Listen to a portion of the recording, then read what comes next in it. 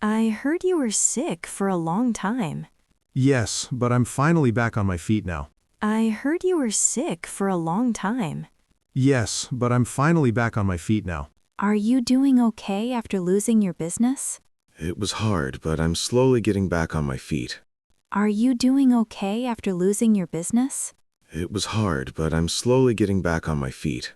Can you walk without those crutches already? Yes, it feels great to be back on my feet. Can you walk without those crutches already? Yes, it feels great to be back on my feet. Not my call. It means that a particular decision is not yours to make, and someone else is responsible for the final choice. It's not my call. It's not my call. It's not my call. It's not my call. It's not my call. It's not my call. Not my call. Not my call. Not my call. Not my call. It's not my call. It's not my call. It's not my call. It's not my call. It's not my call. It's not my call. Not my call. Not my call. Not my call. Not my call. Can we change the meeting time to Friday? You should ask the manager. It's not my call. Can we change the meeting time to Friday?